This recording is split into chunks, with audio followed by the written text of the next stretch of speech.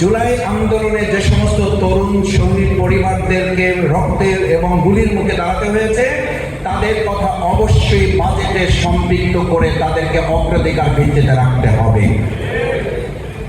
এই গাড়ির নিচে কেউ মারা যাওয়ার কারণে জুলাইয়ে যারা গুলিতে মারা গেছে তাদেরকে আমরা এখন ভুলতে বসেছি। কেন ভুলতে বসেছি জানেন?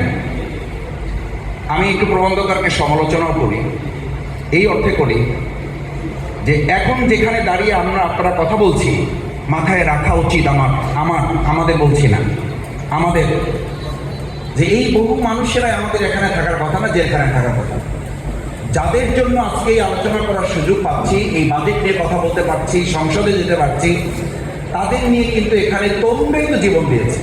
শিক্ষার্থীদের উপরে ভিত্তি করে যে আন্দোলনটা একটা পর্যায়ে গিয়েছে, এটা নিয়ে কেউ কথা বলেন, কেউ রান করেছেন, কেউ 300 রান একসাথে করে ফেলে দিয়েছেন, নানান কথা রয়েছে। সব কথাই থাকুক, একটা কথা তো আপনারা চোখের পানি ফেলতে গাড়িতে বসে বসে স্বীকার করেছেন, আরে এই তরুণ বাচ্চাদের রক্তের উপরে ভিত্তি করে আমরা আজ মুক্ত হতে পেরেছি।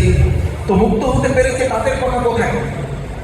আমি প্রথমেই বলতে চাই, জুলাই আন্দোলনে যে সমস্ত তরুণ শহীদ পরিবারদেরকে রক্তের এবং গুলির মুখে দাঁড়াতে হয়েছে, তাদের কথা অবশ্যই বাজেটে সম্পৃক্ত করে তাদেরকে অগ্রাধিকার ভিত্তিতে রাখতে হবে।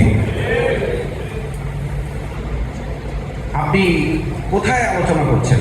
আপনি কি জানেন যে এখন আবু সাইদকে বলা হচ্ছে সে এডিক্টেড ছিল এবং সে আরো অনেক কিছু ছিল? এই কথা যারা বলে তারা এখন আমাদের চোখের সামনে, তারা বাইরে, তাদেরকে গ্রেফতার করা হয় না, তাদেরকে গ্রেফতার করতে হবে।